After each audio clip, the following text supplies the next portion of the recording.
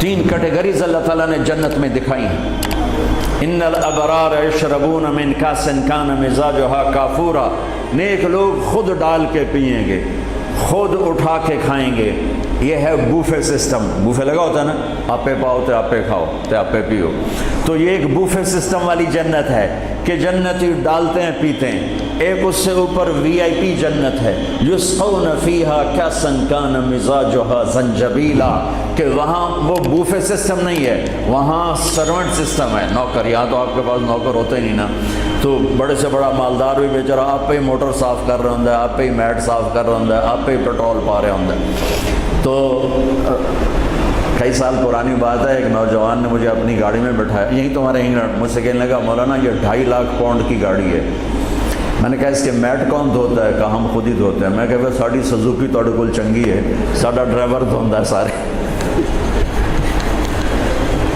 تو یسقون فیہا کاسا کان مزاجها زنجبیلا، ایک وی آئی پی جنت ہے جہاں پلانے کے لیے نوکر ہوں گے، جہاں پلانے کے لیے فرشتے ہوں گے، جہاں پلانے کے لیے جنت کی لڑکی ہوں گی۔ میرے نبی کا فرمان ہے جنت کی لڑکی 7 سمندر میں تھوک ڈالے۔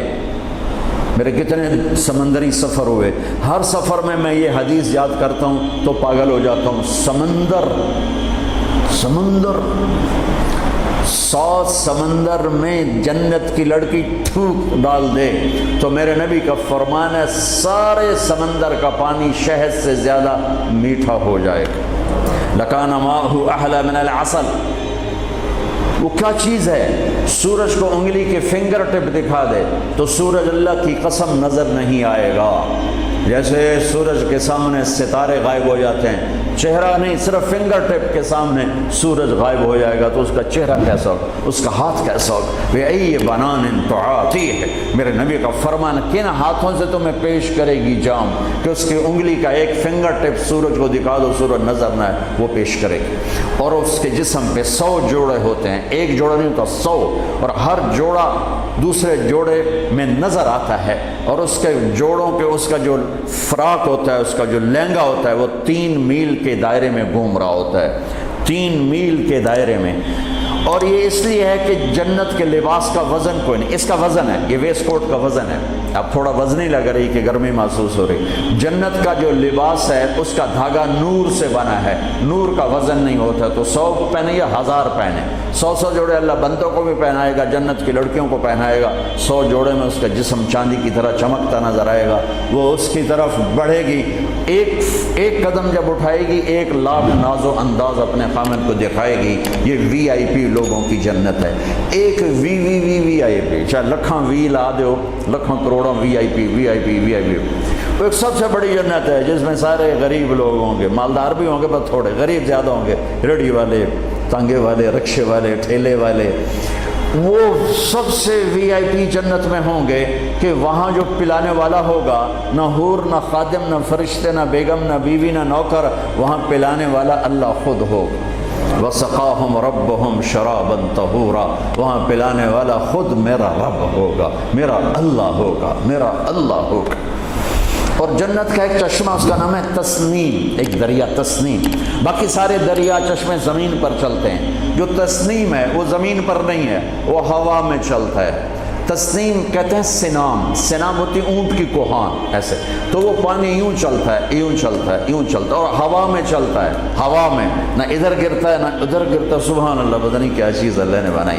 جب وہ چاہے گا، تسنیم سب سے اعلیٰ درجے کی شراب ہے جنت کی، سب سے اعلیٰ درجے کی شراب تسنیم ہے، جو اللہ جنت الفردوس والوں کو خالص پلائے گا، نیچے والوں کو ہمیں تھوڑا جا قطرے 2 قطرے ڈال کے دے گا۔ وہ ہوا میں اڑتا ہوا چشمہ ہے، اور ایسا حسین ہے، ایسا وہ دل فریب ہے کہ اس کو بیٹھ کر دیکھنا چاہے گا تو ہزاروں سال دیکھنے میں مست ہو جائے گا، پینا اس کے بعد کی چیز ہے۔ تو میرا رب وہاں خود پلانے والا ہے، میرا رب میرے نبی پاک صلی اللہ تعالی علیہ وسلم ایک خوبصورت زندگی لے کر آئے اور جنت کی چابی اس کے ساتھ لے کر آئے کہ اگر دنیا اور آخرت کو جنت بنانا ہے تو میرے نبی کے طریقے پر آ جاؤ، پاسپورٹ بن گیا، ویزا لگوا لو، ویزا محمد اسٹمپ کرواؤ اور سیدھے مرتے ہی جنت میں چلے جاؤ، یہاں بھی مزے وہاں بھی مزے۔ میرے نبی کی زندگی ایک خوبصورت نمونہ ہے۔ ایک حدیث سنا کے میں بات ختم کرتا ہوں، ایک حدیث آپ آج مجھ سے لے لیں، ساری زندگی خوبصورت ہو جائے گی۔ صرف ایک حدیث سناؤں گا، ایک، اور پوری زندگی میں رنگ بھر جائے گا، پوری زندگی میں رنگ بھر جائے گا، صرف ایک حدیث۔ میرے نبی نے فرمایا اربع اذا كانت فيك لا يضرك ما فاتك من الدنيا، اربع من كن فيه ما ضره ما فاته من الدنيا۔ میرے نبی نے فرمایا چار باتیں مجھ سے لے لو، چلی نہیں، چار، سوکھا سوکھا کام ہے۔ فرمایا میرے نبی نے صرف چار گلاں میرے کو لے لو تو موجاں کرو، ویملے وچ بھی تے جنت وچ، صرف 400 نہیں، 4000 نہیں، 50 نہیں، 100 نہیں، 10 نہیں، 4۔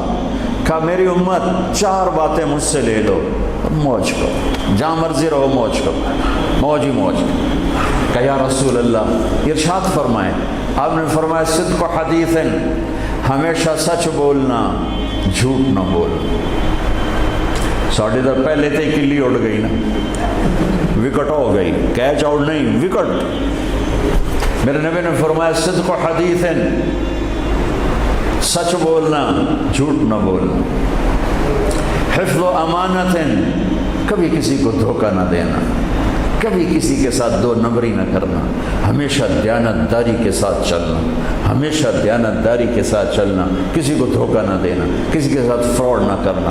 میرے نبی نے فرمایا ایک اور حدیثات جو یہ دو صفتوں کی وضاحت کے لیے، صدق اور امانت، سچائی اور امانت داری۔ آپ سب ماشاءاللہ جانتے ہیں کہ ہمارے نبی کو کافروں نے جو ٹائٹل دیا وہ صادق اور امین کا دیا۔ اگر آپ مجھ سے سوال کریں اسلام کو دو لفظوں میں سمجھاؤ تو میرے پاس جو دو لفظ ہیں وہ علماء نے بتائے ہیں، سچائی اور امانت داری، دیانتداری۔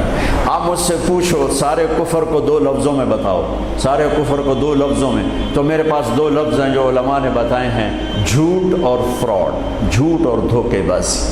جھوٹ اور دھوکے بازی ساری دنیا کا کفر اس میں جمع ہے، اور سچائی اور امانت داری ساری دنیا کا اسلام اس میں جمع ہے۔ میرے نبی نے فرمایا میرا امتی ہر گناہ کر سکتا ہے، دو کبھی نہیں کرے گا، دو کبھی نہیں کرے گا، ایک جھوٹ کبھی نہیں بولے گا، ایک دھوکہ کبھی نہیں دے گا۔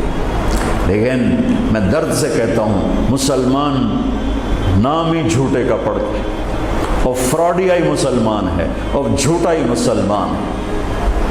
جو غیر مسلم ہے اسے جھوٹ سے نفرت ہے۔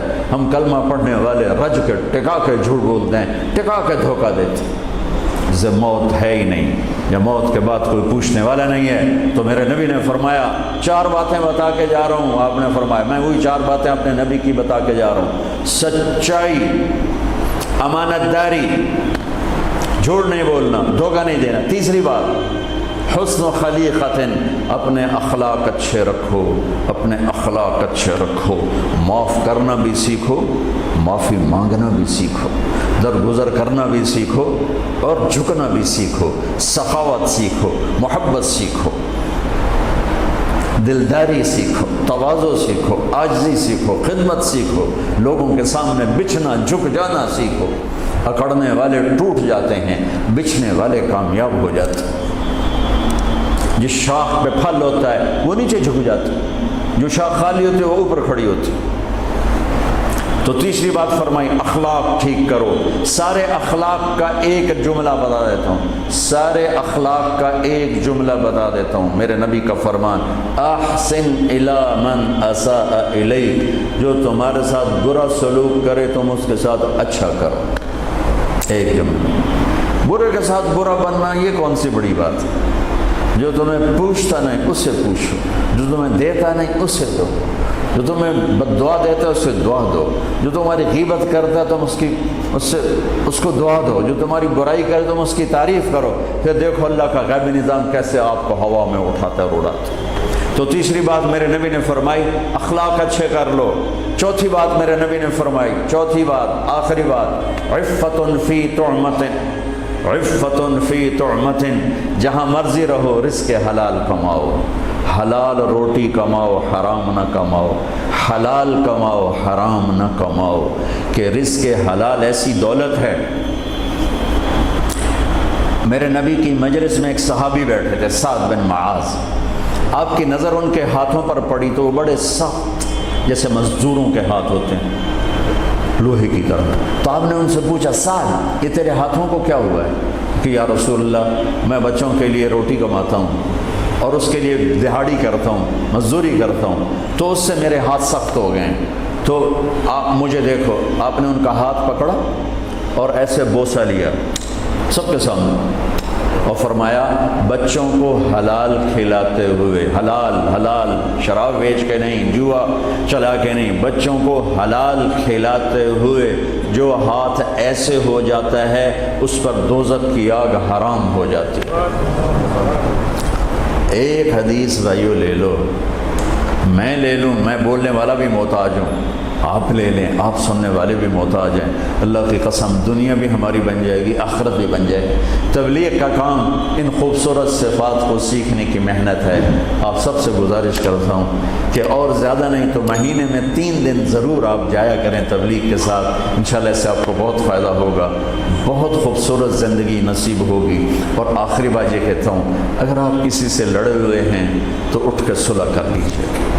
اچھے 4 باتوں میں ایک بات ہے اچھے اخلاق، اور اچھے اخلاق والا کسی سے لڑ کے بیٹھ نہیں جاتا، اس سے راضی ہو جاتا ہے، اس کو راضی کر لیتا ہے۔ اگر آپ جہاں انسان رہتے ہیں وہاں جھگڑے بھی ہوتے ہیں، کسی سے آپ ناراض ہیں تو معافی مانگ لینا، معاف کر دینا، تو اللہ آپ کے پچھلے سارے گناہ معاف کر دے۔ اور میاں بیوی آپس میں لڑے ہوئے ہوں اور وہ آپس میں صلح کر لیں تو یہ صلح اللہ کو اتنی پسند ہے کہ اللہ دونوں میاں بیوی کے پچھلی زندگی کے سارے گناہ معاف کر دیتے۔